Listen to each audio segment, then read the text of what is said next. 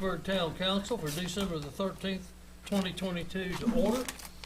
And as we do on meetings, we're going to take a moment of silence in reflection of events not only in town and the nation, but in your lives. So let's take a moment to reflect.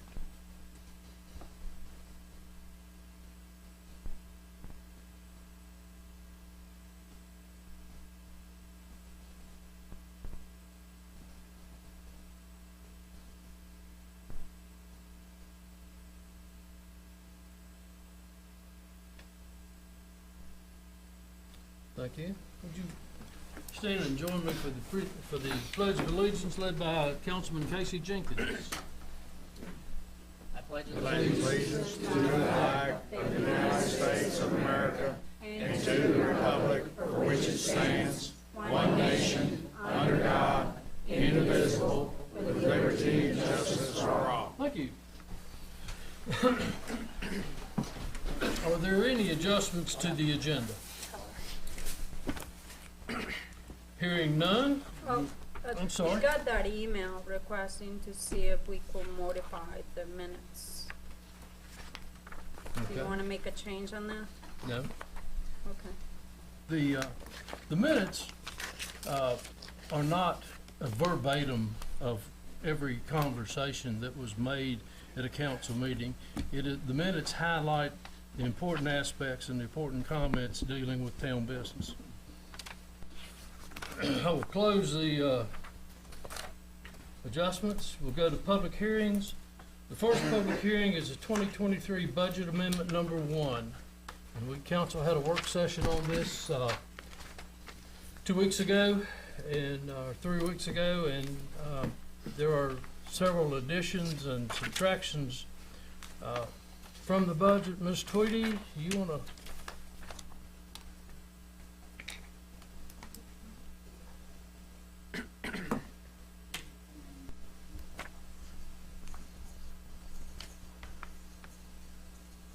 Nice boots.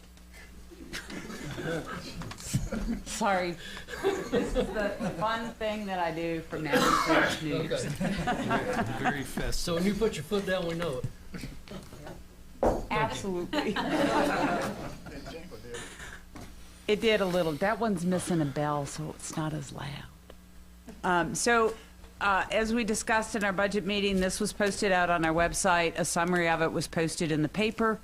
Primarily, the budget amendment amounts to rolling over most of our capital projects into the next year, some of which have some additional funding. And then there are about 5 new grant awards that we've received since we approved the budget for 2023. Some of these activities will begin within this fiscal year, so we've brought those new grants into the budget and the amount of general funds that are needed to support them. And that is the majority. And then in our enterprise funds, likewise, it's kind of the same thing.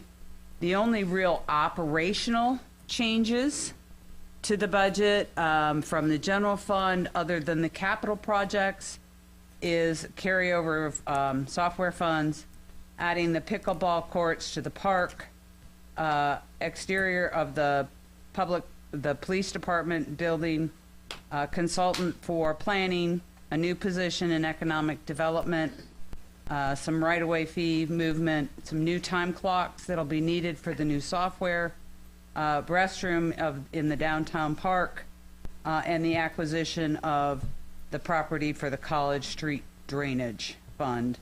And then in the enterprise funds, there's a couple of major things that had to be replaced that were unanticipated in the budget.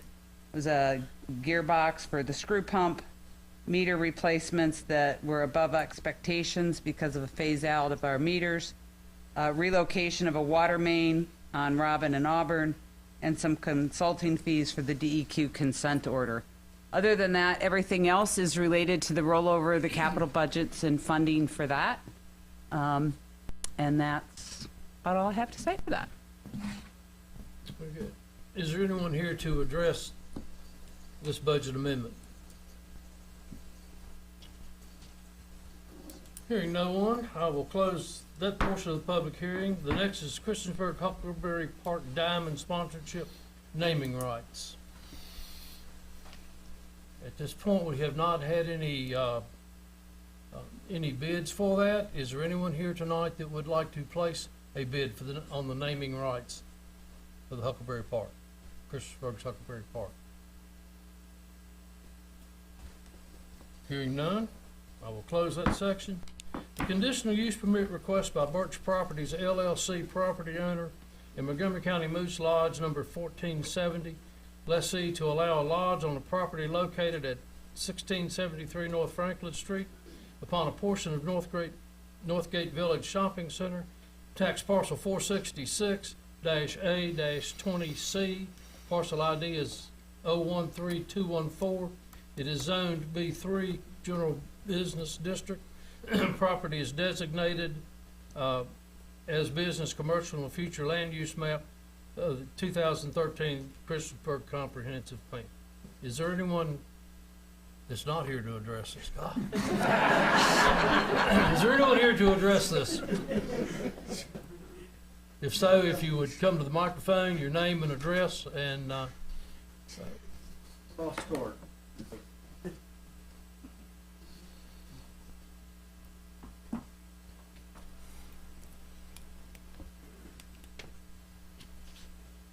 All right. My name's Jack Davis, 1218 Stafford Drive, Christiansburg, Virginia. Lifelong resident of Montgomery County. Actually, I was born in New Altamont Hospital. If anybody knows where the heck that is. there's a couple of us that's born Yeah, in there's there. probably a few. Probably a few. I'm actually here to answer any questions you have. That's my point of view. So, if you'll ask your questions, I'll try to answer them. That's my. Well, I believe a little bit of history. I think it is a financial move that would be better for the Moose Lodge sir. as far as That's exactly right. monthly rents and things We, like this. We're paying an enormous amount of rent where we are now, and the rent will be cut close to a third. So that's going to improve our, plus utilities will drop way down. We're kind of in a section where the traffic's not very good, so people don't really know where we are. So this will improve our facial recognition. People, where we're now moving to, people will be able to see us better. So that'll improve our recognition a whole lot better. So it's just a much improvement for us all overall. We'll downsize some, but that's good too. The building we're in, we can't handle it anyway. It's 4 times bigger than we need. We're just oversized. We don't need a building that big. We have a I call it a dance hall that doesn't get used a tenth, less than a tenth of the time that sits there. We're paying to keep it cool, keep it heated during the year. We're wasting all that utilities on that building. Just sits there. We don't get a chance to use it. We have a shelter up on top of the hill. One of our members worked on it hard this year to get it improved and to get it really nice. I think we rented it twice, which was terrible. And we even advertised it, and people just didn't want to use it. Y'all have too many parks, yourselves, and so we were competing against you all. So it didn't help a whole lot. Brad, maybe we can buy a baseball field and sitting out there on.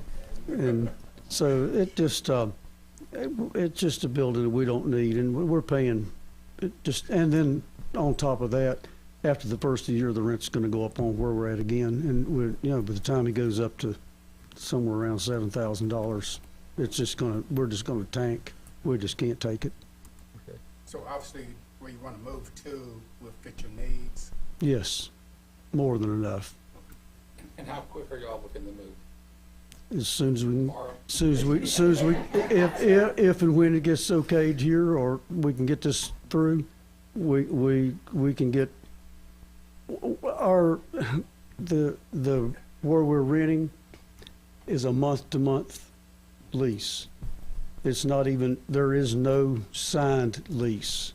I'll put it to you like that. It's a handshake between our administrator and the renter. It's, in other words, he can kick us out anytime he wants to. But you can also leave anytime you want to. Exactly. And that's what they're trying to do, I believe. I believe that's what we're gonna do. Okay. Any other questions? I'm sure that, Tim, Tony, any of you?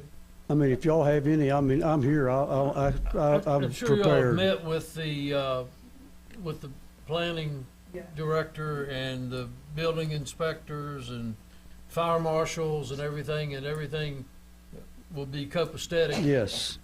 We've talked and we've, of course, we have to do our ABC license. We've got to go through all those steps. We know all that. And there's no, we're prepared for all that. That's we know that's the things we got to do, the hoops we have to go through. Okay. Do you have an ABC license now? Yes, we do. But it Will didn't that be transfer address, transferable? does it? No, they do not transfer. No, they do not. So as soon as you get this today, well, I hope, how fast do those licenses actually I think it's a 30-day. I'm pretty sure of that. take a good time for you, At least And 30 days, the at least little- 30 days to get your improvements done. Right. But the restaurant next door has theirs, so I don't foresee that being a problem. They're, Okay. Very good. Any other questions? Thank you. Anyone else here to address this?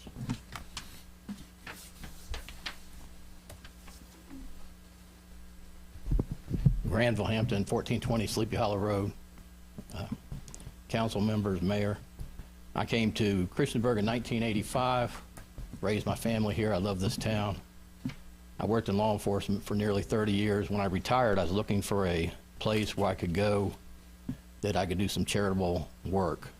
I could sit here and tell you about for an hour how many charities the Moose supports. But I do want to just hit on Christmas time.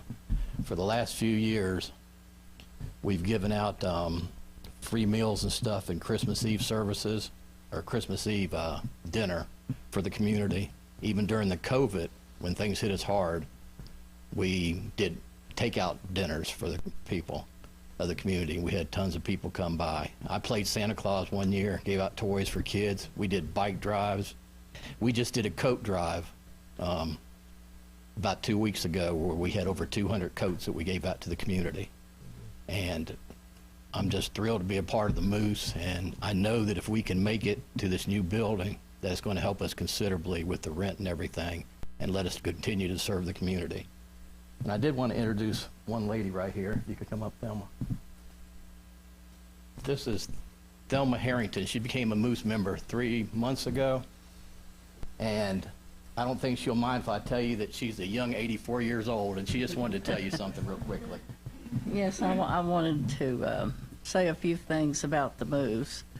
I'm a service-oriented person, and I moved up here just recently.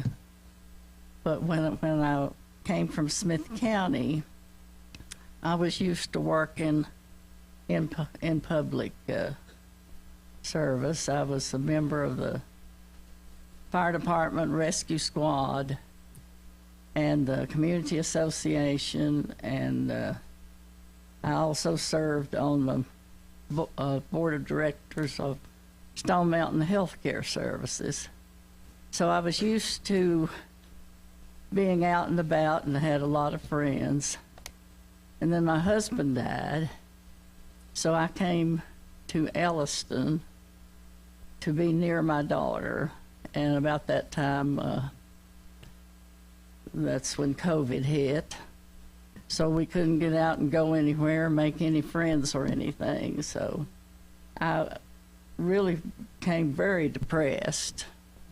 And then Granville Hampton invited my daughter and me to join the Moose. And I found that to be a really good thing. Gives me an outlet for all my desires to be a public servant. And I enjoy working with the whole group, and I've made a lot of good friends. I thank you for listening, and have a good evening. I do have a question. Thank you, folks. Appreciate it.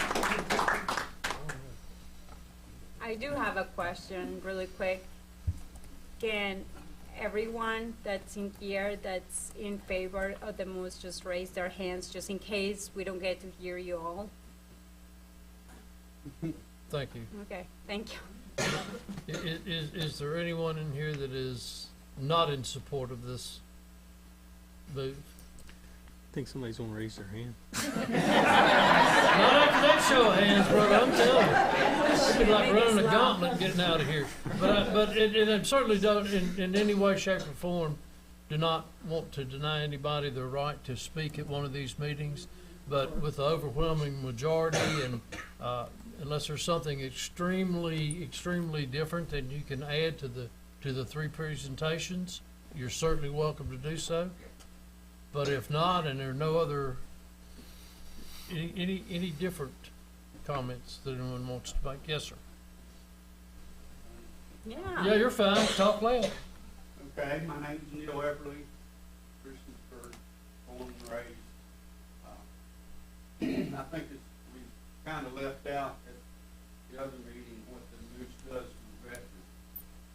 I'm a veteran, and I'm very proud of the time that I served. And the International Moose Lodge, state moose, and our local moose do a lot of things to veterans. We had a prime rib steak dinner for them last year. Also, you get a special card that says value veteran. And you know that a lot of people probably don't think that's important, but it is to me. And I'd also like to say that our goal is to have an organization where we can have a good time, we can do our charities, and we'd like to have an organization that the Town of Christiansburg can be proud of. Thank you, ma'am. Anyone else? Yes, ma'am. My name is Vanessa Easton. I am a community pastor at Scatterman Church, and I came here from New Jersey. You know me well. I worked with him prior. I thank God for the moves because I'm the young people person, and I think any place that don't have young people don't survive. So they allowed me to be there to do a summer camp every summer, and a place to give the kids an outlet. So a lot of the children don't go out of Christiansburg. I also do a Feed a Hungry Heart program every third Saturday of the month. They let me house my stuff there, and they take care of me. So I take it based off that, and I just want to say it's a great place for the children, and they protect it, and we don't have anything to worry about. And so that's what I do. Thank you. I think one of the things that you all failed to mention is it Moose Heart? Is it the, down at the, I guess it's an orphanage? Orphanage. Go ahead. Because I think this is something that a lot of people don't know about the Moose Lodge as to what they do. Moose Heart is in Illinois, Chicago, and they take care of kids who basically don't have families, or kids have gone down the wrong path or having problems. And we have a place called Moose Haven in Florida, which takes care of the elderly people.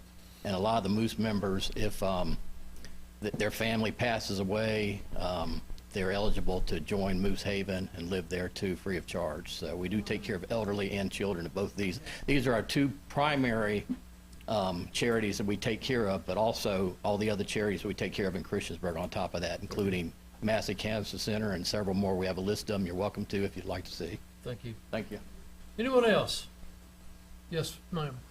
I'll be quick, I promise. My name is Casey Harper, 1440 Sherwood Drive, Christiansburg. I am a transplant. I am from South Georgia, and I moved up here to live with my daughter and her family. At home in Georgia, I was a travel nurse, and I joined the Moose Lodge at that time. So every city in what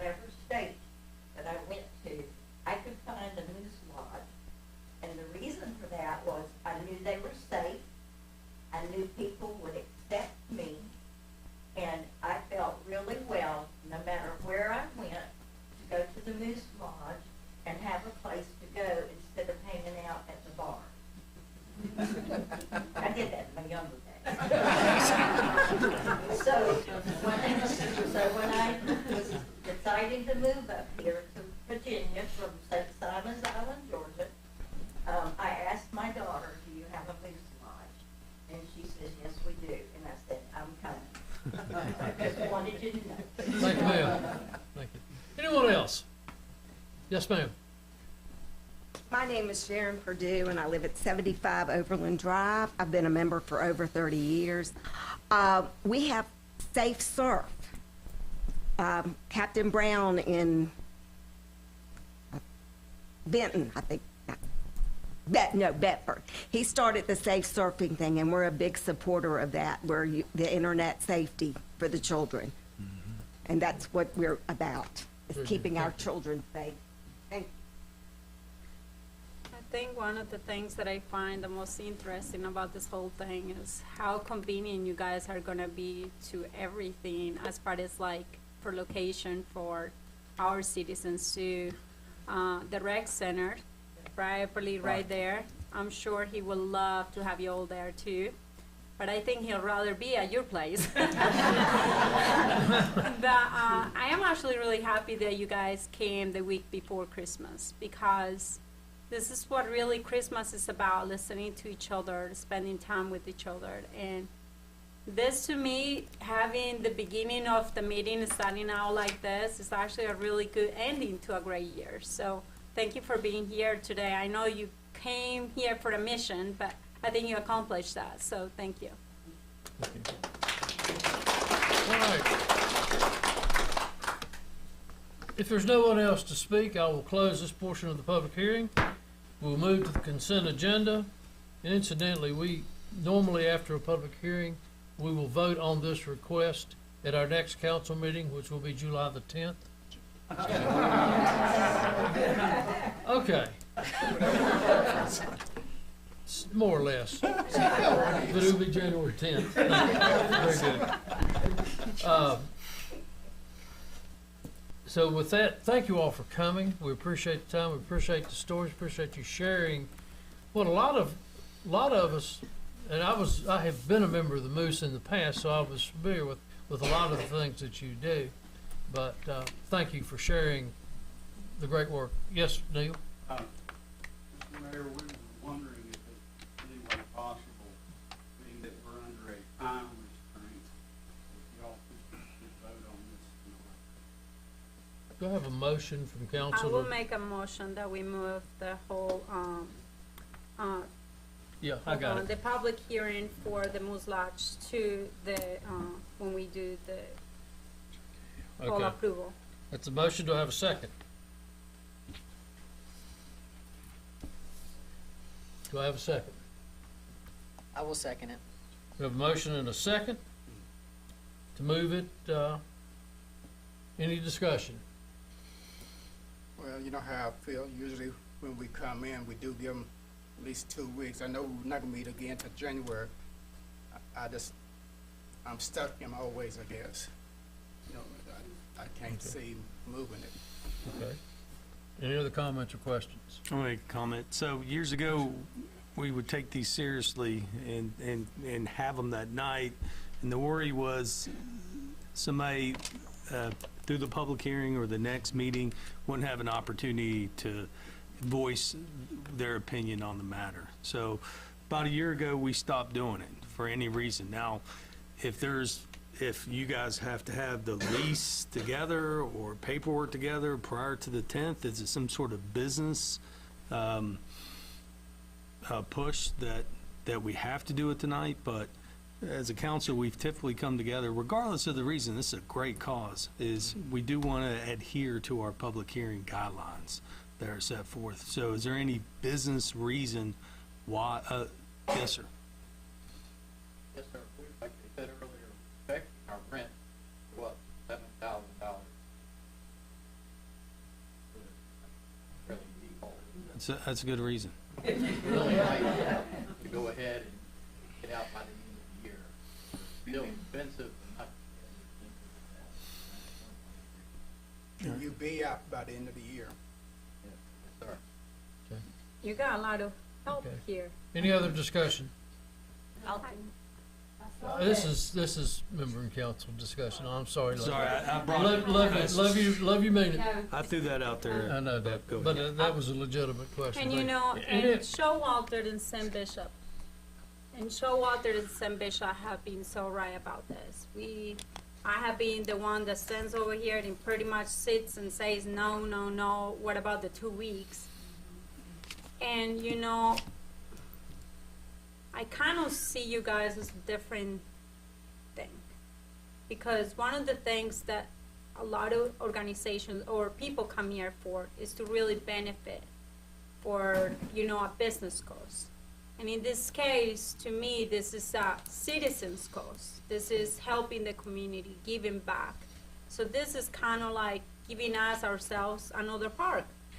So to me, it's important, and that's why I'm agreeing for it to be moved too. But Okay. I understand what they have said, but I will so like to have this Okay. discussed tonight and pass. Thank you. Any other comments? I just want to echo what Sam and Henry have said. This is absolutely important, and I fully support us approving this. And I do recognize in the, even just this year, we have agreed to vote on something the same night of a public hearing.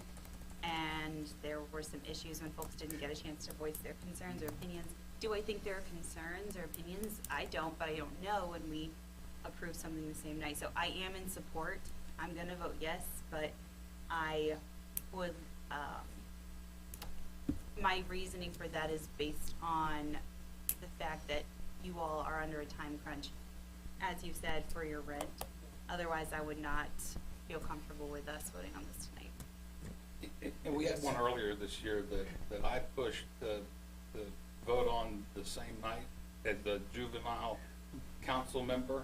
And I can tell you that I got 12 emails from the community questioning why we made the decision early and didn't allow them the opportunity to speak back. And that's the reason we have public hearings, is so that the community can find out about what the intent is and provide feedback to the council. I fully support you moving, and I'll vote in favor of you moving, but I think it's we're doing a great disservice to our community by voting early, and I'm sorry that it's going to cost you a few extra bucks, but there's a policy and a procedure for a reason, and I got burnt once already this year voting early as a council member. Thank you. So, Mr. Jenkins?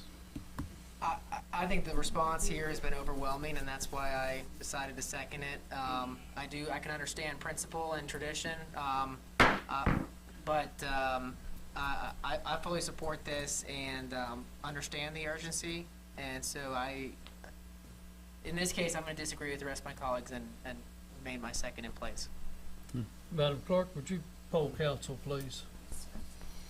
Councilman Bishop, No. Councilwoman Hicks, Aye. Councilwoman Hoppett, Aye. Councilman Jenkins, Aye. Councilman Showalter, Aye. Councilman Wilson, no. Okay, so there's 4-2. We will move the action to discussion of mayor and council. It will be letter L in the discussion of mayor and council, and we will reach a decision on that tonight. Now you guys get to join us for the rest of the meeting. All right, Cool. Yeah, that's fine. okay. You don't want to move it to A? Do I? Don't want to move it to A? Dan? Do you guys mind moving it to A since it is I'm going to be? making a sacrifice. All right, we'll go. We'll move it to A and everything else down I'll get one. you out of here a little bit earlier, all right? Okay, thank you. I was enjoying the company. The consent agenda, we have the approval of the minutes from the work session of November 15th, 2022, and a regular meeting of November 15, 2022, the monthly bill list, award a contract to Jones Road and Bridge Incorporated in the amount of $1,088,083.11 for construction of the Roanoke Street Sidewalk Improvement Project at US 460 Bypass Interchange, and to set a town council public hearing for February 14th for the rezoning request by Southwest Investment Company, LLC, property owner and Southwest Excavating, Inc., lessee, to rezone an approximately 1.87 acre portion of the property located at 200 Scattergood Drive Northwest, tax parcel 496-24-5, parcel number 033540, from B3 General Business to I2 General Industry. Property is designated mixed use with buffer industrial on the future land use map of Christiansburg Comprehensive Plan 2013. I make A motion to approve the consent agenda item with the correction of item D, should be February 14, 2023, not 2022. Second. That's true. Second. Very good. Got a motion and a second. Any discussion?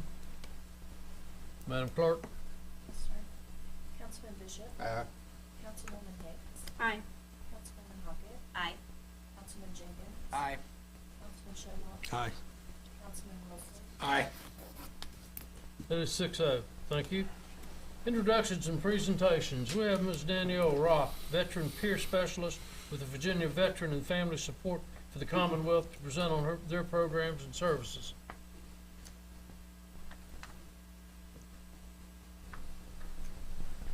Hello, my name is Danielle Rock, and I work for the Virginia Department of Veterans Services under the Virginia Veteran and Family Support Program.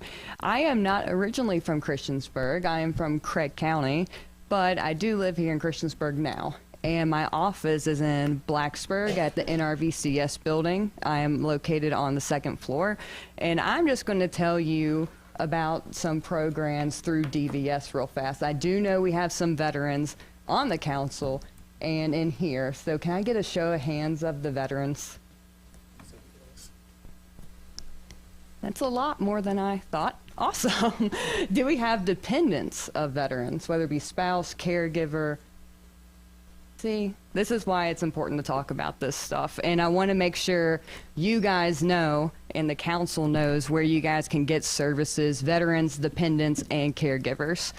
So I won't be going through all of these because I'm trying to save time, but I'm going to hit the high points.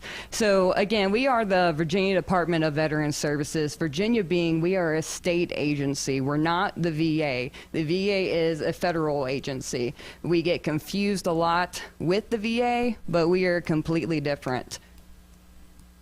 So our commissioner is Daniel Gade. You might recognize that name. He ran, I believe, for senator a couple years ago, and he's a veteran himself, along with our Chief Deputy Commissioner Stephen Combs and Deputy Commissioner Annie Walker, and all of them are veterans as well. And I guess I should have said this, I'm a veteran as well. So a lot of us in these service lines are either spouses, dependents, or veterans ourselves, so we really know the military culture and what it's like to be in the military and the issues that come with it and the struggles, but we also are here to help the veterans through that process with these different services. So we're going to start with benefits. We have a guy named Matthew Wright and a new guy in Wytheville named Sean. There are two benefits offices, and it's in Blacksburg and mine, and then Wytheville. So Matthew Wright will hopefully be speaking to this council one day about benefits. But their sole purpose in life is to help veterans with their service connection disability claims, register for the VA healthcare system. They can help request DD-214s, medical records, stuff like that. And that's just a broad spectrum of what they can do, and they're all VA certified. So they're veteran service representatives. Then we have our education, transition, and employment. We call it VEET for short. And a lot of them are actually in Richmond, but we do have a representative in Roanoke that does cover this area. And they help veterans with what it says, their education, GI Bill benefits. For dependents, depending on the service connection disability of the veteran, there has to be a certain rating, and going to a Virginia university, they might be eligible for tuition assistance, and that's the dependents of the veteran. And they can help with the universities with advocating for their benefits, and if something is going wrong, whether it be something legal. For example, so I went to Rafford and I had to go to drill, and sometimes I had to miss class, right? I can show them my paper, and a professor punish me for that, that's illegal. Same thing with a job. If you have to go on active duty orders and your job punishes you for that, fires you, they can't do that. So we do have some advocates in that realm as well. And as far as employment, Virginia values veterans is something you guys should look up. We partner with a bunch of businesses, and as far as I know, they get pretty good incentives like tax write-offs and stuff to get veterans priority hired through these businesses, and they will guide the veteran if they're looking for employment to these partners with their skill sets to find them a job to make it an easier transition back to civilian life. Then we have our care centers. Our closest one is actually right beside the Salem VA Medical Center. This is for short-term rehab care, Alzheimer's, dementia, and long-term care for our veterans. And in good news, because we only had 2 care centers, the one in Salem and the one in Richmond, but in our North region in Virginia Beach, which is our East region, we will be opening up 2 new care centers for Virginia's veterans into 2023. So be prepared for that news, because we can get very overwhelmed with these other 2 care centers. So this is going to give us more ground to cover more veterans in our state.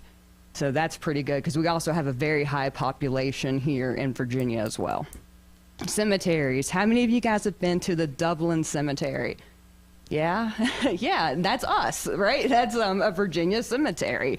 And veterans can get buried there for free. And if you are dependent of a veteran, you can also get buried for $300, which I think we can all agree that's pretty cheap for a funeral. Okay, that's pretty darn cheap. And it's a state-owned property, so it's going to be there for the long term. It's like a little mini Arlington. Just for an event awareness for you guys, this Saturday is a leaf laying event at the cemetery starting at 1 p.m. So, and I've heard through the grapevine that Commissioner Gade might be there giving a speech. So if you guys want to be there as a community, feel free to stop on by starting at 1. All right. We have the Virginia War Memorial. If you are a history buff and love military history and Virginia veteran history, this is the place for you. Tons of really cool exhibits that honor our Virginia veterans throughout all eras, and they're going to continue to do exhibits throughout the years of new stuff going on. There are cool movies that they made as well. It's just a really good place to honor our Virginia veterans and to learn a lot of history. It is in Richmond, so it is a little bit of a trip.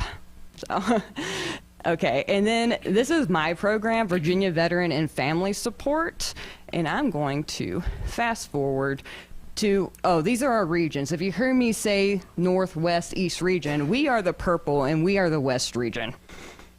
And my boss is Leanna Craig. We have Brandy Jankaitis, our director. Vacant is our deputy director. We just had interviews for that person in hopes in the next few weeks we will have a new deputy director. This is what I wanted. So this is my program, Virginia Veteran and Family Support Program.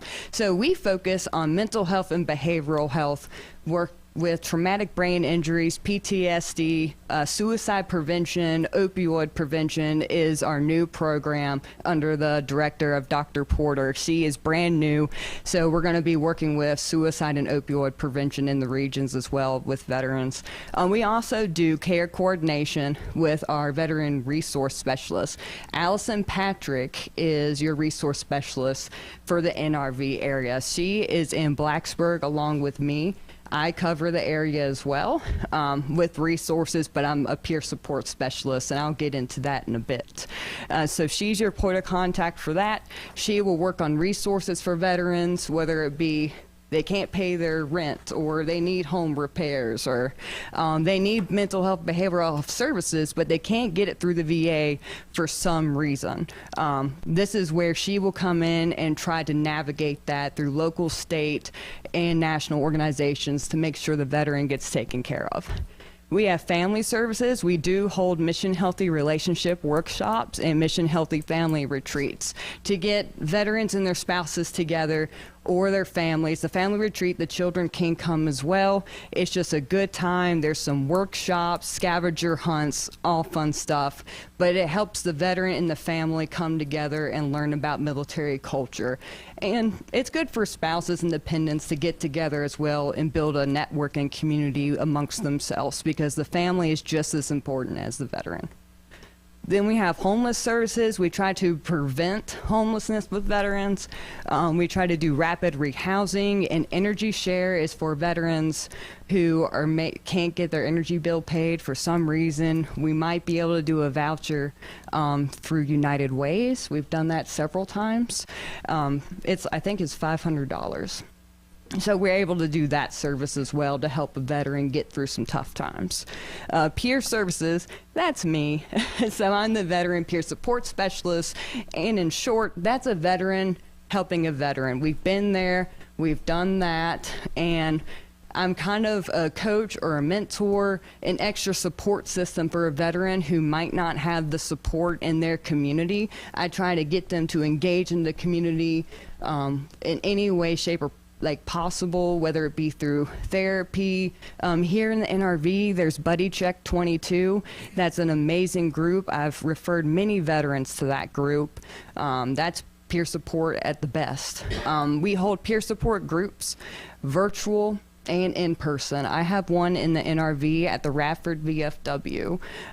That's an in-person group. We kind of get together and talk about stuff, veteran to veteran. And I guess it's important to point out that it's not a clinical group. That's totally different because I'm not a counselor. I'm not licensed. So it's literally just, hey, I've been there, done that. Let's talk about it and let's learn from one another. Then there's Justice Involved. We try to help veterans who have been in trouble or are currently in trouble, because when they go to prison or jail, they lose benefits. So we try to get them those benefits back when they're coming back out into civilian world, help them with employment, help them with housing, to make it smooth, and in hopes that they don't go back into that system. And we will peer support and the Justice Involved. The Justice Specialist is actually in Covington. His name is Shondor Asboff. He covers all of West Region, all that purple that I showed you with Justice Involved veterans. We work together and make sure that veteran comes into civilian life out of prison, and hopefully they don't go back in. Then we have outreach and community education. That's exactly what I am doing right now. And through this meeting, I've learned that I need to go to the Moose Lodge and talk there, apparently. But we do military culture training, the CIT that the police officers do. We'll go there and teach them military culture. Yeah, we do PTSD, TBI training, V3 employer training. That would be Megan and Roanoke through our VEET program. We just try to get all this information to our citizens. A lot of word to mouth and doing stuff like this. Oh, these services are free too. I'm just saying you can call and get a lot of this stuff done for free. So if you want, Randy, you've been voluntold by Tim I have brochures and business cards I'm going to hand to you eventually, and you guys can disperse it out how you want to in the council as well. You can get a hold of me, and I have Allison's card, and I spoke really fast, so all those services are going to be in the brochures. You can also go on the DVS website, and if you want to talk to anybody, let's say it is an employment person, you go to the employment request. That'll be right at the top, and it'll have a drop down box, and you can pick who you want to see in the service line, fill out some stuff, and they'll be notified and call you within a few days. So that's an easy way to do it. And then this is our central headquarters office. This is another way. You can just call and they can do the right referral to whatever service that anybody needs and get you to somebody in your region as well. Okay, I think I did it pretty fast for you guys. Do you have any questions? I do. Okay.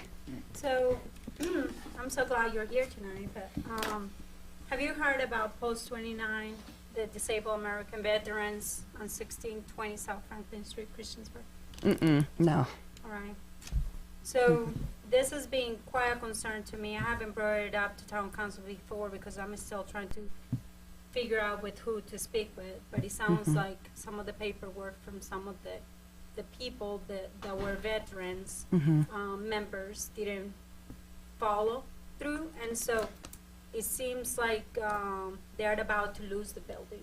The building was built by veterans and soldiers in the region, and it was the only post that hold, I don't know how many people in there, but they were able to, all the things that you're saying today that your organization does for them is what this organization was doing for the military veterans of Montgomery County.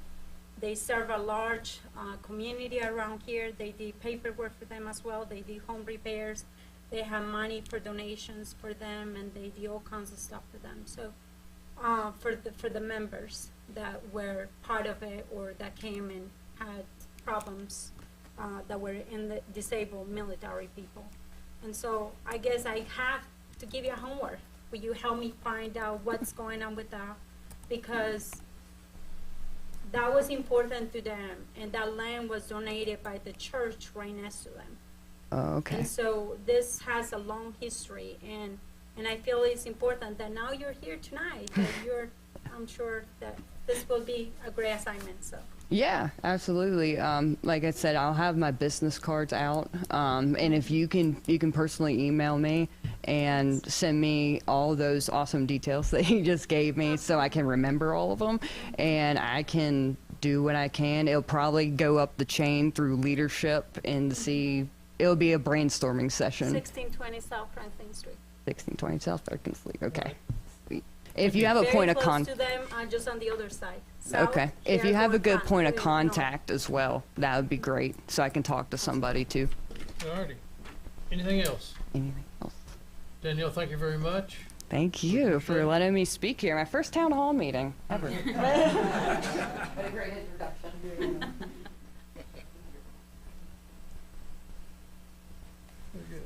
Next, we have, the next presentation is presentation of the fiscal year 2022 annual audit report to council by Scott Wickham of Robinson Farmer Cox and Finance Director Val Tweedy.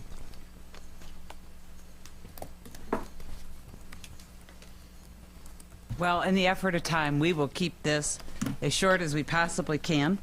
I put two things at your thing tonight. This is one, and the other is our annual comprehensive financial report. And Scott is going to present the audit opinions and some information about the audit to you. And then I'm going to give you just a really quick summary within this handout that I gave you. The first couple of pages kind of walk you through where stuff is in the audit, so it's a really good reference guide to kind of get you where you need to go or want to go in the audit. And then after Scott does the audit stuff, I'm going to give you a really, really short summary of how we finished up, where we are, where we're going forward in just a few minutes, because within that presentation you have at least 10 charts and graphs that I'm sure that you can look at, and if you have any questions about, certainly email me and ask me, but I think they're pretty self-evident. But if you do have any questions, you can always email and ask me or give me a call, whichever is the case. So without further ado, Mr. Scott. Thank you, Val. Again, my name is Scott Wickham. I'm partner in charge of the town's audit. Here to go over the audit again this year. I think I recognize some faces out there, but I want to introduce myself. I'm going to go through the opinions and reports in the full comprehensive report for you all. The town has done a great job of putting this together and getting all the information. It takes quite a bit of details and files for us to get through all the audit reports. I appreciate all of that for sure. On page 14 of this thick report is the first report, or the independent auditor's report. This is the opinion on the financial statements.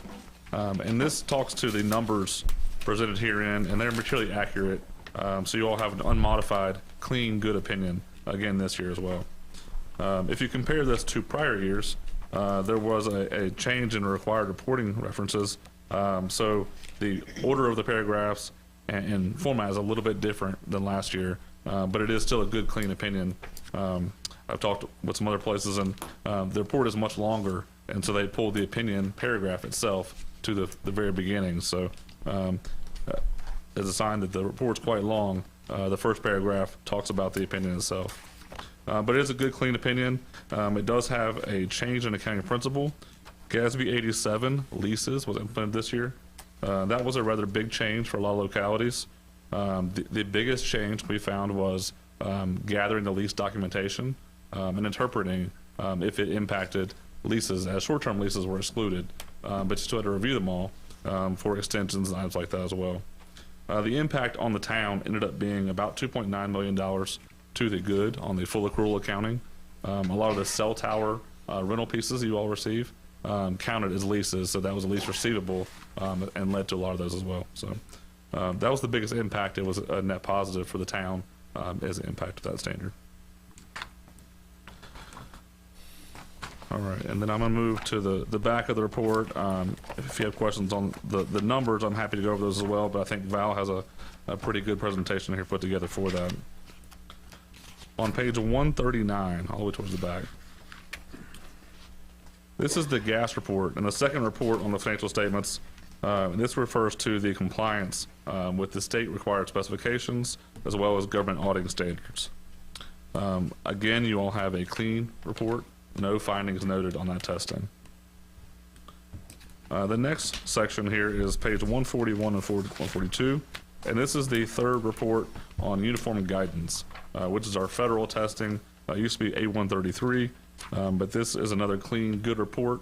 Our federal testing this year was focused on the ARPA money that you all received. You did use some of that fund, and they still have some on hand at June 30th as well. But that was where our testing was focused, and it was a good, clean, unmodified opinion with no findings. So in this whole report, there's a lot of good detail on the numbers, and the town is in a very strong position financially, so that's good to see. And there was no issues noted. I believe Val did pass out a couple letters that were sent separately, but they're also in this handout that we just passed around. Point out a few other things in this, and I'll turn it back over to Val if that's all right. I passed them out. Yep. I didn't see it. It's all good. I didn't number the pages, but the first item is audit recommendation, just a minor compliance issue or testing issue we found during the audit process, not material to the testing, but did want to point it out to you all. I think that will be remedied with the new software that you all have implemented, and also happy to see that the new software has been implemented for most stages and has removed a few comments from prior years, so with all the manual process of the different modules. So I know getting that implemented has been a challenge for the staff, but we're looking to a much better unified system, so that's good. The next page is the VRS net pension liability, and I point this out because it's such a significant estimate. I mentioned on your full accrual, you did have about a $2.9 million gain from the lease standard. The net pension liability from GASB 68, a very big estimate provided by an actuary hired by VRS. It's reported in your financial statements based on that information, and it shows about a $4.7 million liability this year, which is down quite a bit as VRS did very well in their investments during that past period. I point this out only because it's a big estimate. It's based on estimated retirement dates and salaries and all those things that actuaries do, but it's reported as a liability in your financial statements, and it's not a bonded debt you'll be paying for. It is, you could see increased rates for it, but you're only paying on a debt schedule, something like that. So a big estimate liability, and I want to point it out to you. You can see the impact on the discount rate. If they do much better on their investments than they expect, you actually have an overfunded asset, or if it goes the other way, which it likely will with the current investments, it could be increased quite a bit. So I want to point that out to you, a big estimate in your financial statements, but very common for Virginia. It's not that you all have done anything wrong, it's just the investments didn't do as well as they thought they would in some years, and this is accumulated over time. So the next few pages are a letter to you all discussing the audit process and any estimates No real changes to those from prior years. And again, the audit process went really well. The staff has done a great job of uploading files to us ahead of time through the portal we used a few years ago. We receive them and look at them in the office and are well prepared when we come on site and see the hard copies and other items here. So I appreciate the staff helping us get all that together. So the audit process went really well as well. And then a few pages of a handout on upcoming GASBs, new standards that will be coming in the next couple of years. I don't foresee any significant impacts to you all, but if you wanted to read up on those, that's there as well. So again, overall, very good audit process, very clean report with no issues really noted, and the town's in a very strong financial position. So I'll turn it back over to Val for more detail. Thanks, Kay. Yeah. So this is just the first couple of pages that kind of get you back to those audit pages that Scott was talking about. So when you get home and you want to read them again, you can look on here. There is a ton of information in this report. Toward the end, there is tables and functional data that goes back 10 years.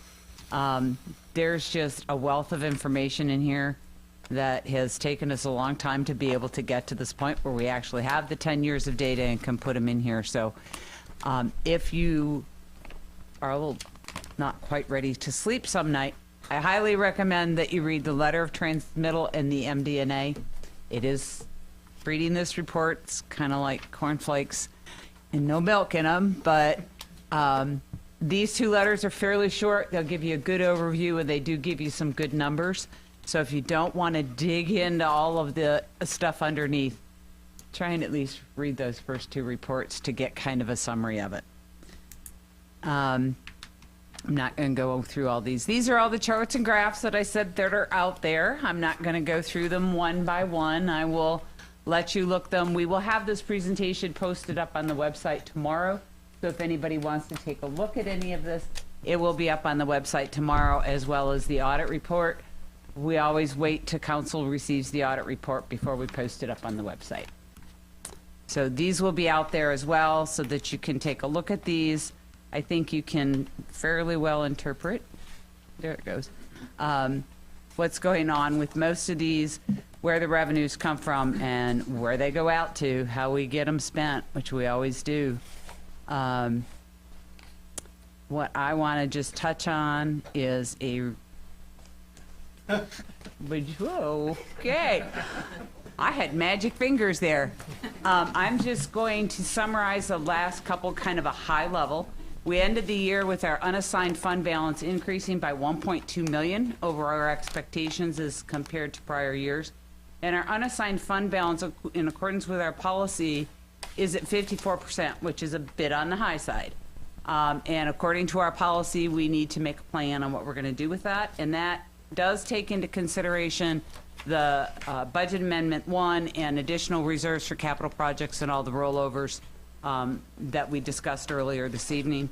We do have sufficient unassigned fund balances to allocate an additional amounts into assigned fund balances for known upcoming capital major projects that we know are out there. So our recommendation is that we put $1,250,000 into the fire truck reserve, $2 million into the park reserve to cover the funds from sale of lots that we've not seen yet, and the park is coming to a close in terms of completion. $500,000 into the treatment plant reserves. In January, you're going to hear a lot of discussion about the capital projects that are getting ready to happen on that. So this will help with our share of what we're going to need to spend there. $500,000 into the emergency services project reserve, and $500,000 into the capital projects reserve, and that will get our fund balance and compliance at 41%. Overall, our revenue numbers were consistently over budgeted. There were two places where it was not, and that was special revenue and stormwater, and that was where grant funds that we don't get them until we expend them. So the project didn't move forward, so the revenue didn't come in either. So those will roll to next year. Other than that, overall, we were consistently with revenue numbers greater than budgeted and expenditures less than budgeted, which is always where you want to end up at the end of the year. Our reserves and our liquidity are in excellent condition. We have good cash flows. As we discussed during the budget amendment, we're looking at putting in on-call pay and hopefully in January that will have an annual cost of about $191,000 per year. But it technically is not in the budget amendment because we're using savings from this year to cover the cost for this year. So it's technically not in the amendment. Few updates on how numbers are going so far this year. Our meals tax are up 11% over the same 4-month period last year. Lodging's up 3%, and sales tax revenues are up about 4% over the same 3-month period. These are some of the major projects that we're entering into and getting done this year. Obviously, the park project. We all know about the Roanoke Street water line and the annual paving projects. The biosolid dewatering system, Hickok Street, College Street drainage, and Stone Street drainage improvements, and Cambria Station and pedestrian improvements, several new grants and existing grants for improving the pedestrian areas throughout town. And that's all I have for you tonight. Any questions? I do. So when you look at the chart, where the revenue, the money we're expecting to have, the $55,765,000 in comparison to the expenditures of $74,675,865. How much closer are you to that $74 million that we're spending and only bringing in $55 million? I'm not sure which chart you're talking about. Is it this one? Like you didn't put numbers on it. Oh, most of those are where the revenues, those are the ones that we have either are spending out of reserve funds or you assigned them to, no magic, or you assigned them to come from fund balance in last year's budget. And that's always where that gap sits, is what comes out of unassigned fund balance. And it's almost always related to the capital projects, not ongoing expenditures. These charts and graphs are based on capital projects included in here. So from where are we making the rest from the general funds right now? Because there is the huge difference in the budget numbers that we got, for example, last year or this year. But because our revenues were greater than expected, so that increases the fund balance. And then the expenditures were less than what we budgeted, less than our expectations. So that also increases the fund balance. So by almost 20 million? No. A lot of that has to do with rolling the capital projects, which makes it look, it's a little hard to follow because it's kind of repetitive and it rolls from year to year. It might be, the park started at $18 million. So you have in the budget for the first year that $18 million. Well, in the second year, it's only $15 million or $10 million, but it's the same $10 million. There's new additions to it, but we're not spending $20 million a year every single year out of our assigned fund balances, although I know that's kind of how it appears when you look at it. But because it's rolling over those capital projects, a lot of times it's the same 10, 15, $20 million that's getting applied again. And sometimes it's new projects added into it because we've gotten revenue increases or we got grant funds or additional grant funds or whatever. So, but we are still in a very, very positive position. We do not have, I have no concerns about where we are financially right now. And as far as the next 6 months, cautiously optimistic. Hard landing, soft landing. Don't know. But I think we're in a position now that whatever that brings, we'll be okay. What about I see there is reserves for fire trucks and ambulance and those type of trucks, but I know that we have had some very old trash trucks, and what about having a reserve for trash trucks, even if we go to a private entity later on, if that was, what we chose to do. But in the meantime, is there any money that we can assign for that just in case we do need to replace one of those right now. That was kind of one of the thoughts in creating the capital project fund, is to just have a fund that we could go to that was kind of unidentified, but was for a capital acquisition. So It's kind of like my slush certainly we fund, could isn't do it, that. Bob? Pardon me? That's like that slush fund you'll never let me have, isn't it? That's, It is. you isn't can't it? have no slush funds, no. Is there anything else about the audit? I- Any questions? Just a comment. I just want to say thank you for the work on the audit. And I think when you get to know Val, one thing I have learned is that audit is not really synonymous with with fear. It is synonymous with validation, and certainly an example of like the good work that's done. And I just wanted to say thank you. This is really wonderful to see. It's really impressive. I just really appreciate your work and your diligence in the budget. And, you know, I feel like we just year after year, we receive audits that say complimentary things about the good work that's done in finance. So I just wanted to say thank you for that. Thank you. Appreciate that. Any other audit questions? If not, thank you very much. We appreciate your time and efforts and relatively short presentation. You did good. You did good. Thank you. Thank you. This is a citizens' comment section where if you would like to make a comment about the town operations, this is the time to do it. If you have any questions or comments about anything, please come to the microphone, give us your name and address. Address your comments to the chair, which is me, and limit your comments to 3 minutes. Is there anyone here? Thank you, sir. My name is Ron Fink. I own Fink Engineering here in town. I want to apologize. I had the flu on the 15th for the council meeting. I represent Donnie Tickner for the special use permit, so I apologize for that. I'm just going to hit the highlights. I'm sure that you guys have read through staff's report, but just going to hit highlights. As soon as Donnie found out there was an issue, he moved to get the special use permit. He was unaware that he needed a permit for that use.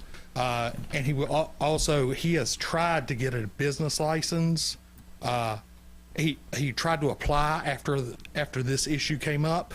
They said, hold off. I advised him to use one of his other addresses and just apply for a business license. Let's get this off the table. Let's put our cards out there. And we were told to hold off again till this process gets through. We know the site has issues. We are aware of that. But where Donnie is, he has made significant strides in cleaning that area up. It is the cleanest part of that entire site right now. There are some complaints that have come in, but if you read the complaints, none of them have anything to do with Donnie's operation. They're talking about Montgomery Sanitation. They're talking about people in and out of the storage facility. They're talking about overnight truckers parking in the parking lot. And Donnie has literally none of those operations. What Donnie is doing in that lot is parking vehicles overnight, storing minimal amounts of materials so that he can do a daily operation, leveling sand that's in bags, things like that, sealant. He is actually, after Planning Commission, he has went and tried to find another place in iZoning, and he has made no progress. People won't even call him back to lease a space that small. And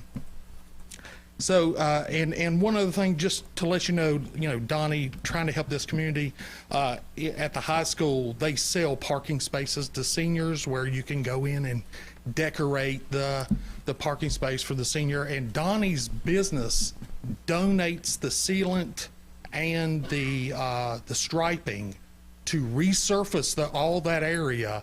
And that's for the high school band to go on trips and things like that. And he has done that multiple years now.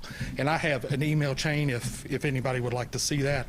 And if you have any questions in section 8 of tonight's meeting, I'm glad to come back up and answer any questions that you may have. Thank you. Thank you. Anyone else? Hearing no one, seeing no one, I will close the citizens' comments. We will move on to committee reports. Street committee report, Mr. Bishop, Ms. Hawkins. All right, the first one we're gonna look at is called Lionsgate Phase 2. The property we're talking about is on Hub Circle. Right now, all right, this is what we're talking about. Right now, it is one large lot, and the owner of that lot wished to make it 2 lots. At one time, that was 2 lots, but he made it 1 because of water runoff. That has been addressed and corrected. So right now, this one lot will become 2 lots. What? All right, the street committee makes a recommendation to approve this request to make it 2 lots. That is a motion. I'll second. Got a motion and a second. Discussion? Questions? I didn't hear, what was the explanation for him wanting to be one place only instead of 2 pieces of land? It was the retention pond originally, and they were able to, correct me or elaborate if I'm wrong, purchase credits. So in order to not have to have that retention pond the way that it's structured now, and so they're able to fill in that pond. They're in the process of filling it in, and they simply want to take that space that was sectioned off for the retention pond, split it into 2 lots, and develop those lots, and then keep the remaining common area. So was that part of the? Originally approved by council, years ago, it was, those 2 lots were shown. As the rules in the stormwater changed, we had to comply with stormwater quality. They did need to have that additional area for stormwater quality purposes. They were able to, as the program kind of developed, to continue building the black credits, offset, so there is a less stormwater quality. So therefore,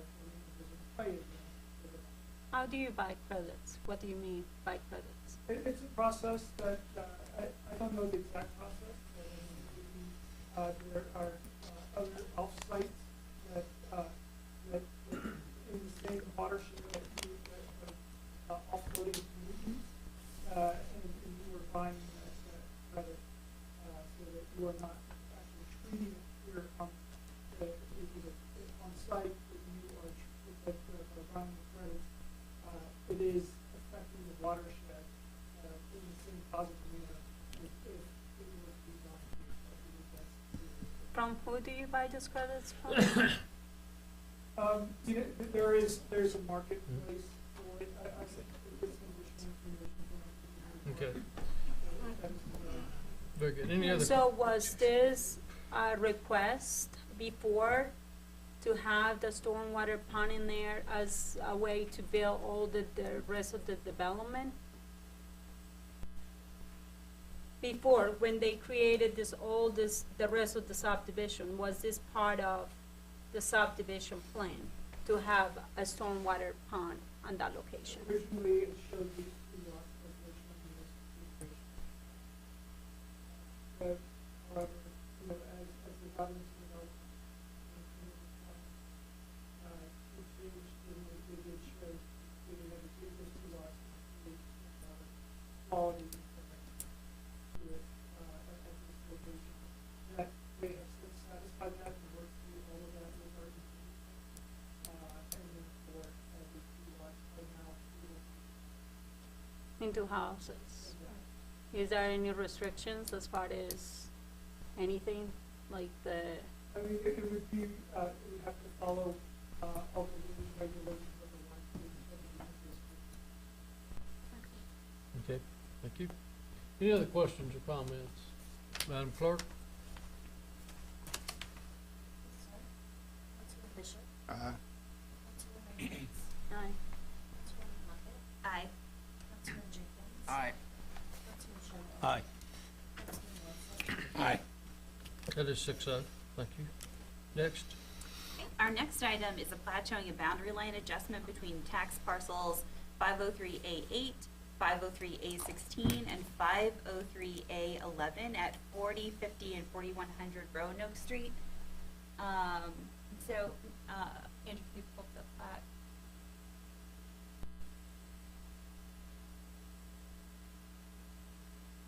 All right, so as it exists now,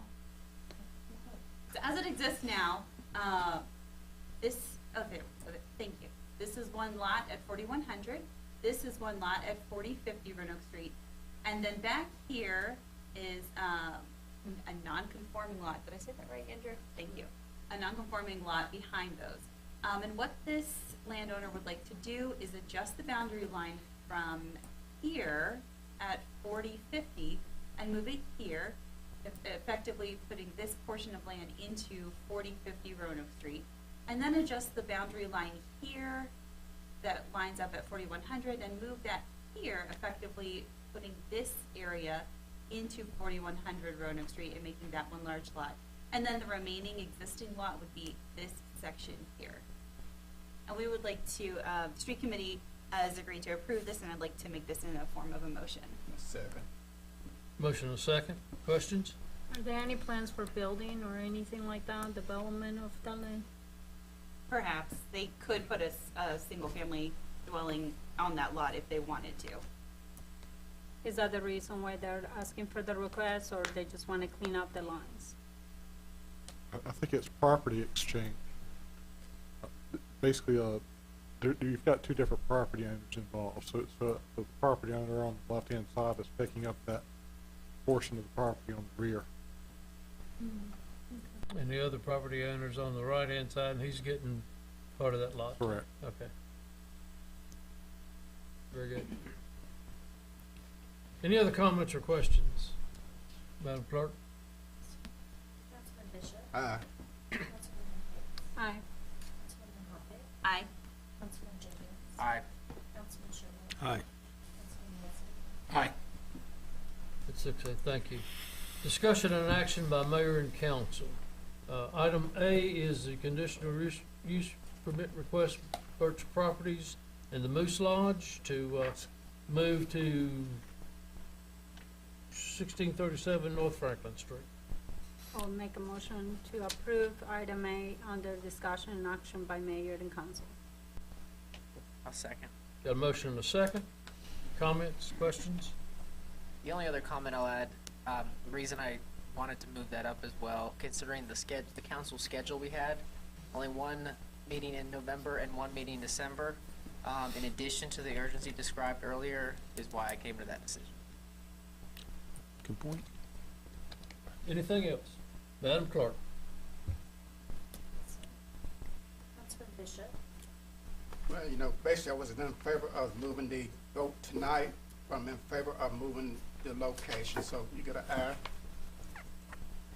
Councilwoman Hicks. Aye. Councilwoman Hoppett. Aye.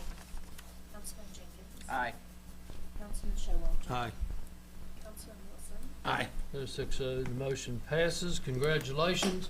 Now, I know you all are gonna be probably bailing out after this, but I ask you to, we still have quite a few items of town business, so if you would hold your comments and cheers until you get outside on the sidewalks, I appreciate it.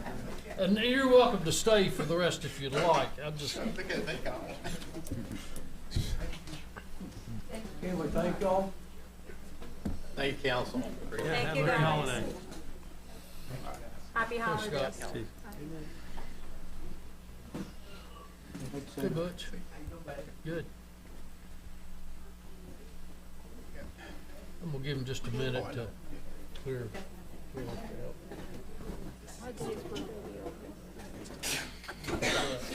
Thank y'all from all four chambers of power.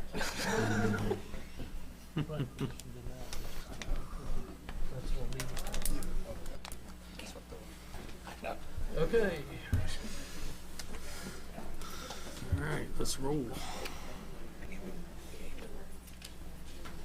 All right. You mark out there herding them out? I hope so.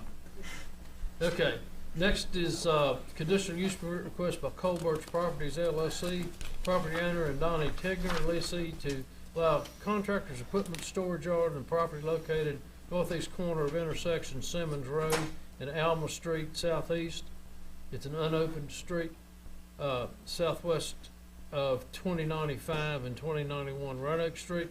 Tax parcels 529-1-17, being a portion of parcel ID 007704, tax parcel 529-1-18, and 529-1-19, being all the parcel ID 014069, Zone B3, General Business District. Property is designated mixed use with buffer, residential, business, on the future land use map of the 2023 Christiansburg Comprehensive Plan. Public hearing was held on November the 15th, 2020, and the Planning Commission voted 5-0 to deny this request.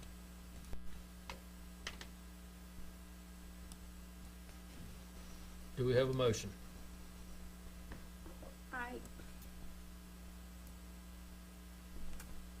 I would like to make a motion to approve this item. And I think with the hope that I'll get more understanding from, hopefully from the owner. Okay. Is there a second to that motion? I'll second it just so that we can get it. Is there any discussion?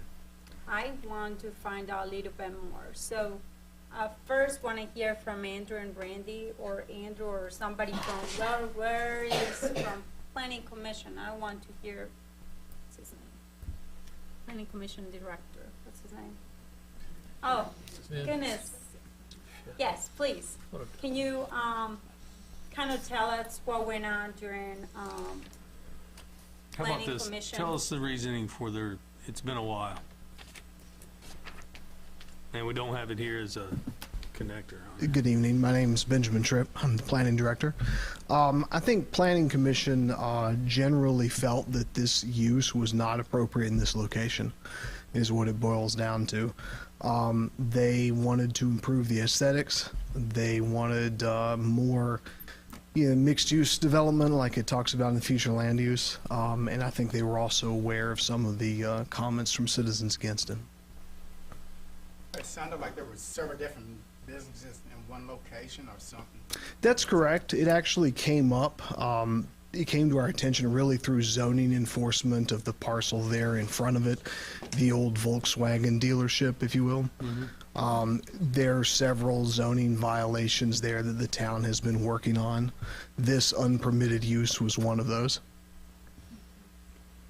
Unpermitted use. Unpermitted. Yeah, thank you. Yes, sir. Is there any way that you can tell us, like, for how long, or like, is That there might- any way that we can do like a step process to see if he can come back? Can we just not just cancel it completely, but just try to see if we can give him one more chance, obviously, since they were sick? And I understand that there is a lot of flu going on, a lot of our families deal with it too recently, so I don't think it's fair not to give them the opportunity, and that's just me. I mean, how much money was it that they had to pay to even just get this request? Can you tell me? Is it like $700 or $300? Yes, ma'am. That would have been just a normal fee. Okay. Yeah, they will if they, and it's at your discretion, of course, if you would like to vote to allow it in this location. Once you do that, a number of other things would need to happen. They would need to prepare plans, submit a site plan to the town. They would be reviewed, all that sort of thing. They would be able to get their business license and do the business occupancy application, all those things. So are they in operation at that site now? I believe Without so. a It might permit? be a better question for Am me. I allowed to speak? Okay, yes. They parked vehicles there. So they're in violation at this point? Yes. Yes, sir. Any other comments or questions? I think, is there any way that we can work towards seeing if there is a nice resolution, and hopefully there is a way for you to comply? is the reason why you haven't been able to comply as well as financial, or is the timing? You're the architect representing, is that correct? You're not Mr. Tegner? Yes, sir. So you don't know the financial side of it? I know some. Can you get up back again? Because when you spoke before, I was really confused about what you were even coming about. Sure. And we have obviously a lot of people in here, so can you just kind of say again what you were saying before and explain a little bit more from your perspective? Absolutely, and I apologize. I get nervous when I speak publicly. So I was called in. They have built a storage yard. They fenced it. They have screening on the fencing, and they're parking vehicles overnight and storing. They have bags of sand on pallets. They have striping paint in buckets, and they have hand tools, things like that. The hand tools and things like that are stored in the building. And it's like a little carport. And they come in the mornings, they leave. They may have to come back and pick up a bucket of paint or a hand tool, and they come back in at night and they park and they leave. There's no one there overnight. There's no vehicles running overnight, things like that. And the reason why I say that is that was in some of the citizen complaints that came in, and that's more large tractor trailers coming in and parking in that lot overnight, which doesn't have anything to do with what Donnie is doing. What we are requesting is a special use permit to allow him to have a contractor's yard, a storage at night, and we'll go through the entire site plan process. Buffers, parking, everything. We'll go through the entire site plan process. We're just asking for the ability to have this use on this parcel in this corner. Now, is this, I can see some residential homes. What's behind these bushes back here? That is a residence to the bottom side of the page. Yes, that is a residence. Businesses across, and it's kind of mixed in there. There's some residences mixed in with business uses in that area. Okay. Thank you. I think, I'm sorry, go ahead, Ms. Hicks. I think being compassionate and thinking about, nobody knows what somebody else may be going through, but I wish that, your boss will be here. Obviously, he is not able to right now, but if we were able to move this for another day, do you think he will be able to hopefully show up? Oh, so I was the one who had the flu. He was here the last time. Yeah, and Donnie, I talked to Donnie, he's stuck in Norfolk right now. He was there, he was trying to get out and he couldn't. So I'm here representing him. Any other comments or questions? If we deny this tonight, is it 6 months before you can reapply? And go through the condition? I do not know I'm what. asking our staff member, sorry. Randy, if we deny this tonight, he can bring it up in 6 months. Rezonings, there's a 1 year limitation. correct. Although with conditional use permits, I don't believe there's a limitation There's no at all. limitation. I think it's simply with rezonings. So he can clean There's it a up, 1 year. reapply, go back to the So planning yes, commission he could. at that point? That would be a year. What's the No, use? Randy No, just said there's no there's time not. limit Pay for this. attention, please. But he would need to clean it up, like everything that's being said here, if we turn it down tonight. That's up to council. And then he can reapply, and then can go back through the planning commission. But didn't you say it was a year? For rezoning requests, but not conditional use. It's a conditional use permit.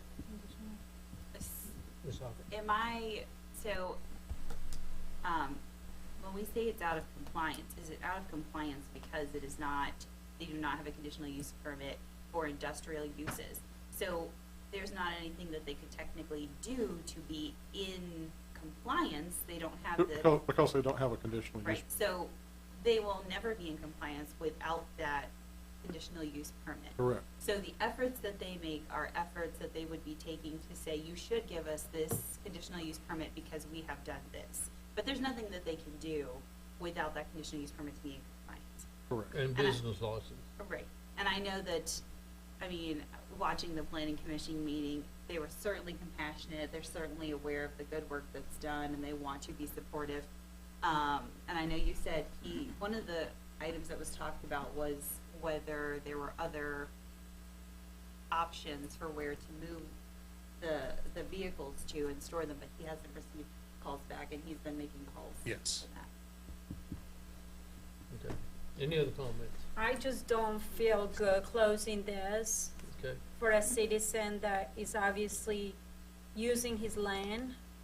Obviously, he hasn't done the paperwork, but, I mean, there are a lot of people who have no clue what has to be done and what the process is, and I'm gonna call for the vote. I agree with that.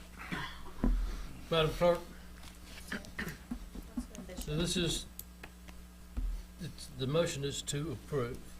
That's correct, okay. is there any way that I can change that We're in a motion? vote right now. Okay. Councilman Bishop. No. Councilwoman Hicks. Aye. Councilwoman Hockett. Aye. Councilman Jenkins. No. Councilman Showalter. No. Councilman Wilson. No. Those 4-2, conditional use request is denied. Reappointment of Sam Bishop as Town Council Representative and Logan Kessinger as Hotel Representative, the Montgomery County Blacksburg-Pittsburgh Tourism Development Council for a 2-year term from January 1, 2023 to December 31, 2024. I make a motion that we reappoint Sam and Logan to the tourism. Motion and a second. Sorry. It's okay. Any discussion? I think Mr. Bishop has indicated he would prefer not to vote for himself, but certainly supports Ms. Kessinger, so. Can we just do a maybe with you, Sam? Can you abstain? I mean, if he Oh, yeah, you're planning abstains, to. You're if planning he to, right? abstains, it's certainly not a reflection on Logan. Okay, thank you. Madam Clerk? Not yet. Councilman Bishop. I'm gonna abstain. Councilwoman Hicks. Aye. Councilwoman Hockett. Aye. Councilman Jenkins. Aye. Councilman Showalter. Aye. Councilman Wilson. Aye. There's 5 and 1 abstention. Congratulations on your reappointment. You've done a nice job, both of you. Yeah, I was just gonna mention, because it ran so quickly, but I thank you for everything that you do for our community. Your efforts are appreciated, and obviously, I'm sure that everybody can see what you have done in the last several years, so thank you. Reappointment of Karen Drake Whitney and Shirley Halleck to the Aquatic Center Advisory Board for a term of 3 years, beginning January 1, 2023, ending December 31st, 2025. I'll make a motion to appoint Karen and Shirley back to the advisory board of the Aquatic Center. I'll I'll second. Got a motion in a couple of seconds. Any discussion? Hearing none, Madam Clerk? Councilman Bishop. Uh-huh. Councilwoman Hicks. Aye. Councilwoman Hockett. Aye. Councilman Jenkins. Aye. Councilman Showalter. Aye. Councilman Wilson. Aye. That is 6-0. Congratulations, ladies.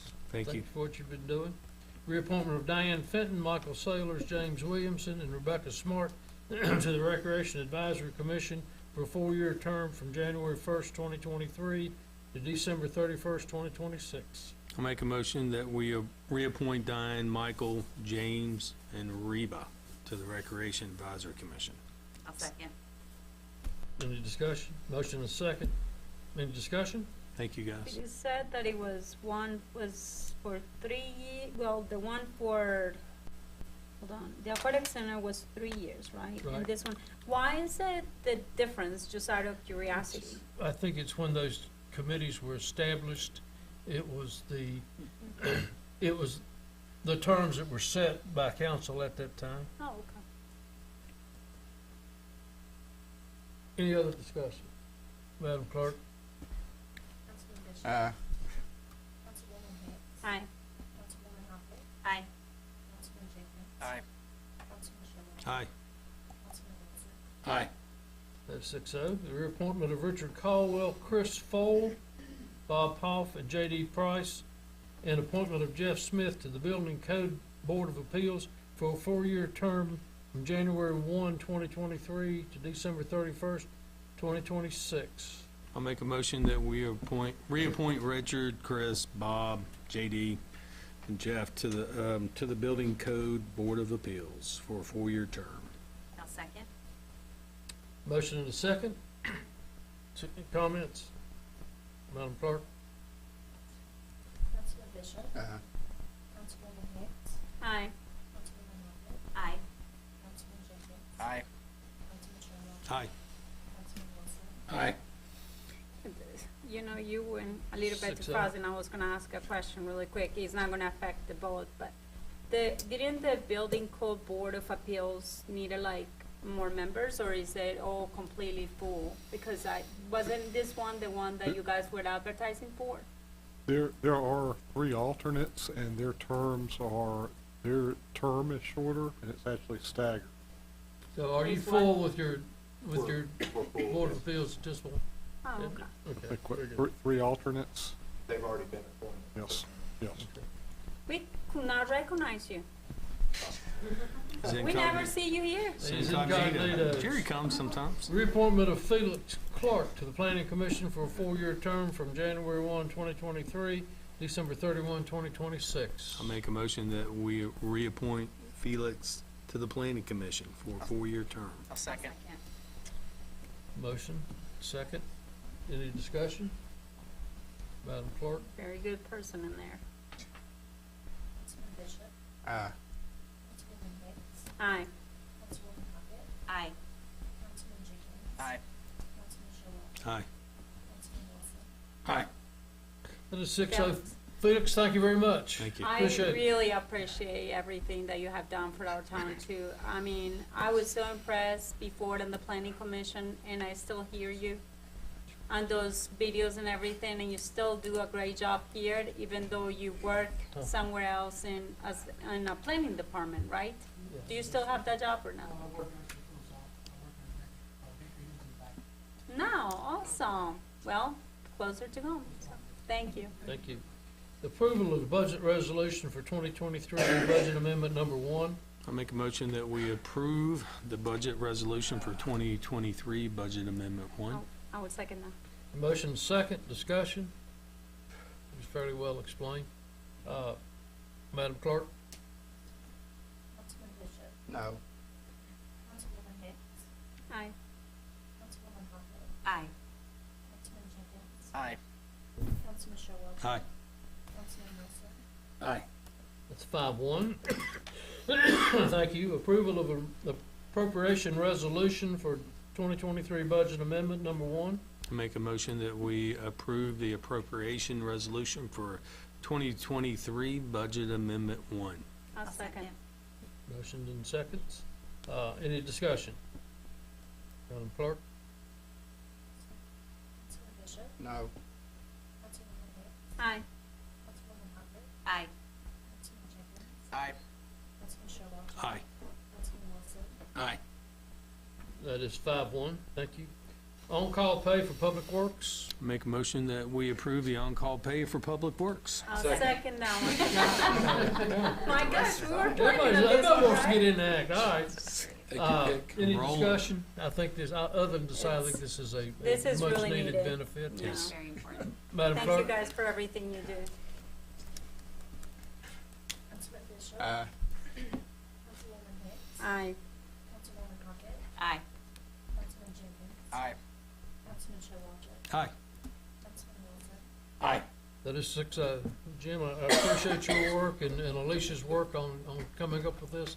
I think it's a good thing for our guys. Thank all of you. And tomorrow you get to use it. Hopefully not, right? Future capital commitment for purchase order of a rescue equipment. It says rescue equipment. I assume that to be an ambulance. Correct. Okay. I make a motion that we approve the future capital commitment for purchase order for rescue equipment. I'll second. On this one, Okay. it's okay. Motion is second. Discussion? I am going to vote for this and for the purchase of the fire equipment. However, I know that this is just a commitment for purchase order, And I hope that if, that we get some money from the county, hopefully, for even paying for this equipment for our citizens, for their public safety. Madam Clerk? Councilman Bishop.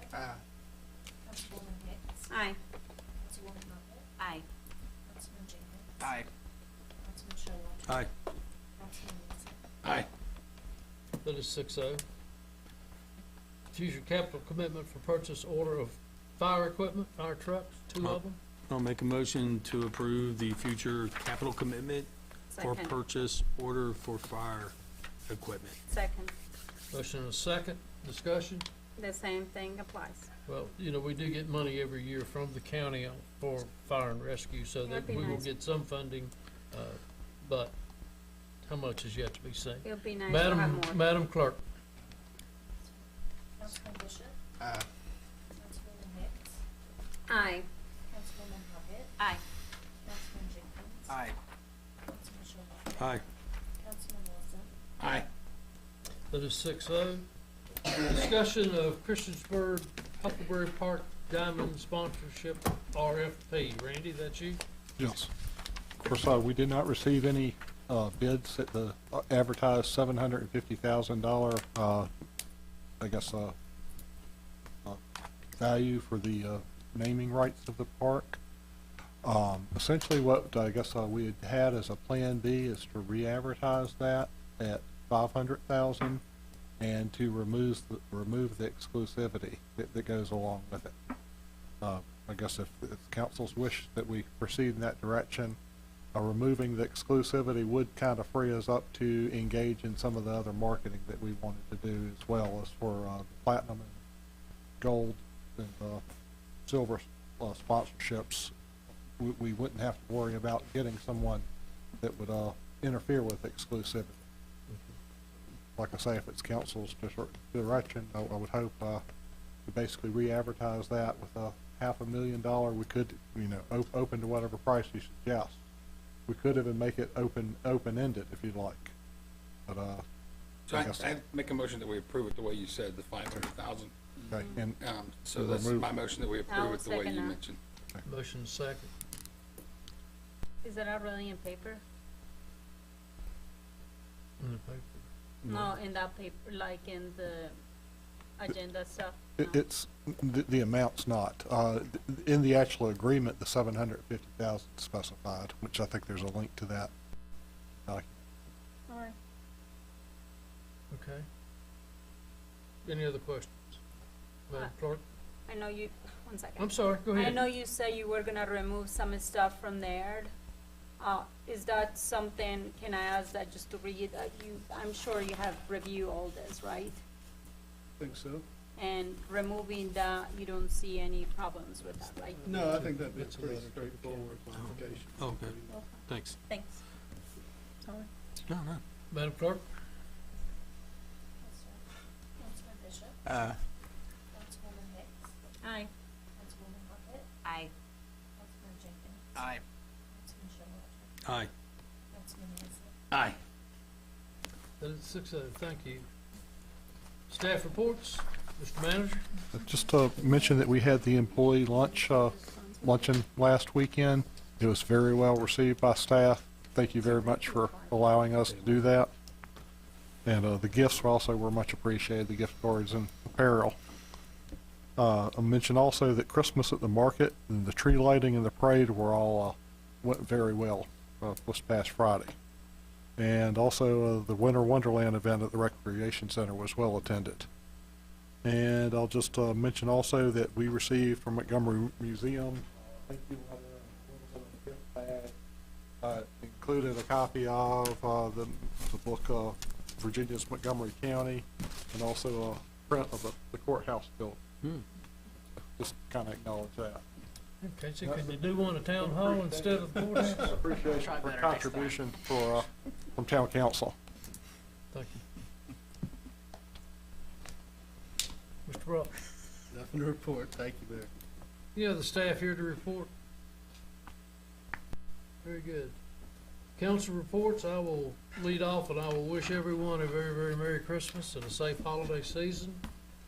I will echo what Randy had to say, and I would like to commend Brad and his, well, you know, I commend Brad and his staff, Mark and his staff, Jim and his staff, Billy and his staff. I mean, it was a great event. The estimation's probably 10,000 down here, and it was a great night. So, and in the Winter Wonderland, I stopped by there and it was going strong. So I appreciate all of your work, and again, wish everyone a Merry Christmas and a Happy New Year.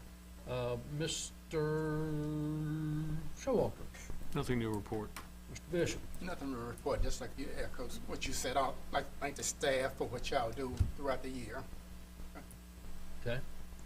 Ms. Hicks? I gotta finish the year right, so a lot of comments. Anyway, Agency on Aging, it was, we had a long actually meeting today, and we were talking about all the benefits that the town receives from that agency, and it's just an impressive group of people that serve our communities, not just here, Montgomery County, Pulaski, Dublin, I mean, just all around us.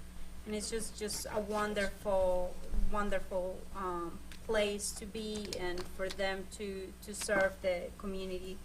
I know that I just wanted to touch on something. Over the last year, the budget year and stuff, they provided over 10,000 meals, 10,275 meals. They provided to our Christians for Citizens. They provided to 109 riders, 668 trips. And a lot of those are coming into the town and shopping for people to come and shop and to go to the mall and to go to Walmart and to go and do all the great things that we have to offer in Christiansburg, and hopefully very soon to the new park. Also, if you can tell people that speak Spanish, I worked on the translation with the agency. So we have a Spanish booklet now for people to, to be able to know exactly what they offered in Spanish, so that was really good. I was called vice chair today for the Agency on Aging, so I thought it was really cool. And then I just wanted to shout out to all the people that were involved and are going to be involved for the rest of the holiday season and above, and beyond. So we have like Parks and Rec. You guys are so busy during the holidays. It's amazing, and you have done such a great job. I really appreciate everything that your group has done for our community, including all the events that we have had through the year. That's really just amazing, that what you have done for our town and all of you guys. The Aquatic Center, I'm so glad you're here today, because you guys got competition going on this week and this month, and I know it has brought a lot of laughter, and it has brought a lot of things to look forward to, in our community. So, and your place is being packed, so thank you for everything that you're doing there. And during the holidays, I know you do events on top of everything else, so thank you. And Public Works, I cannot be more thankful to you guys for everything that you do in our community. You obviously go above and beyond in every occasion, and you step up to the plate to decorate, to do everything. I may not be happy sometimes with the trees, but that's okay. You do a great job with the rest of the tree decorations and everything else. So, but thank you for everything you do. Obviously, our financial department here in the town, all the people here that do billing and make sure that everything is going, and management, and so thank you, Randy and Andrew and everybody else, and IT departments and everybody. Who else am I missing? Public Works, Parks, Rec, Fire Department. Oh my gosh, Fire Department and Rescue Squad. Thank you. And obviously, you got right there Planning Commission and inspectors and everybody else that comes and does work for the town. So thank you. And Police Department. Gosh, Jesus. Yes, thank you guys. I mean, we got a lot of departments, so thank you everybody for that, and thank you guys for Town Council for a wonderful year. It's been a really, really good year, and I'm so happy just to spend the rest of the season just enjoying the holidays. Thank you, Ms. Hicks.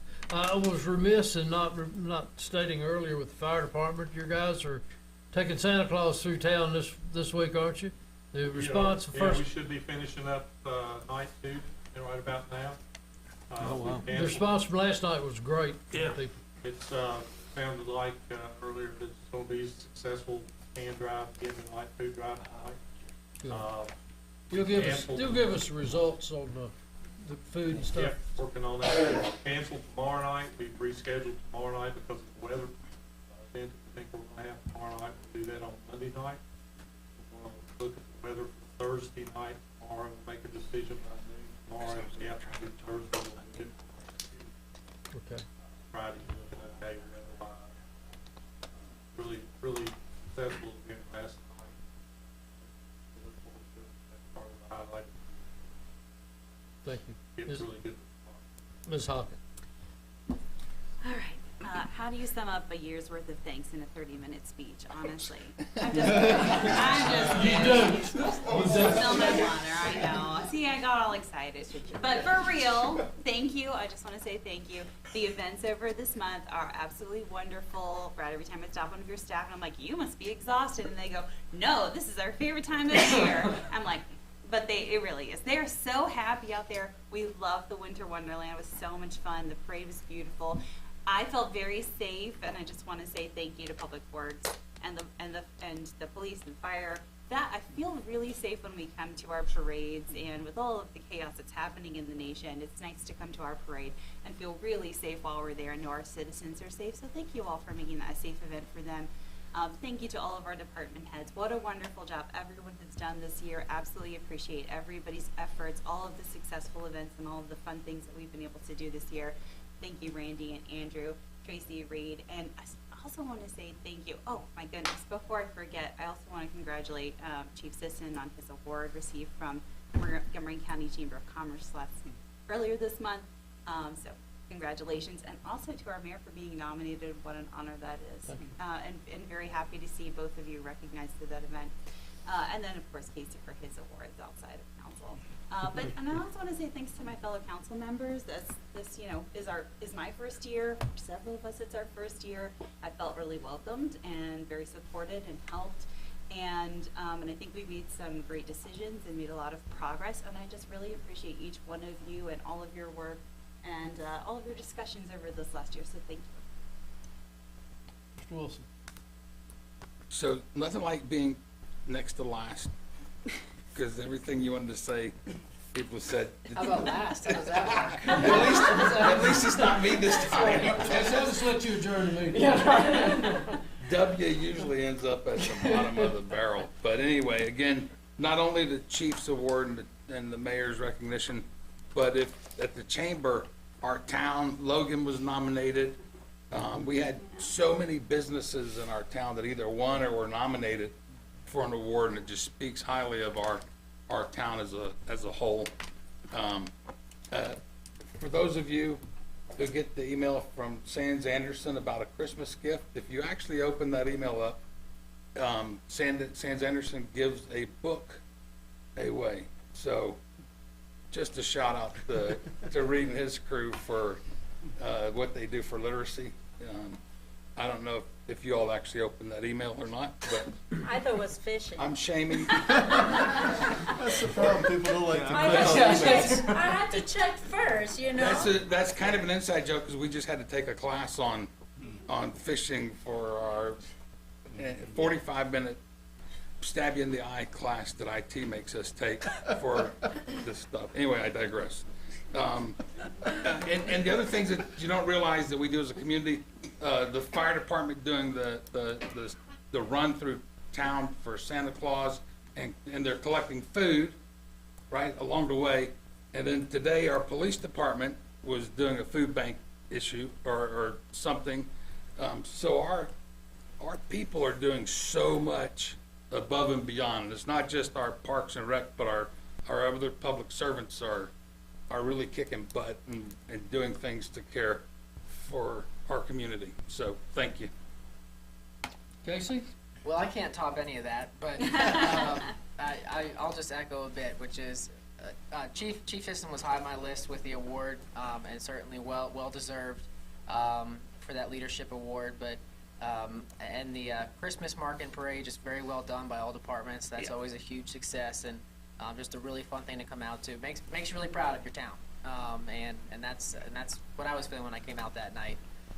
Just to watch that, it was fantastic. And then, the last thing is, Tanya touched on this a little bit, this is an interesting council, and we've had a pretty good year. And I think there's a lot to be pleased about. Amen to that.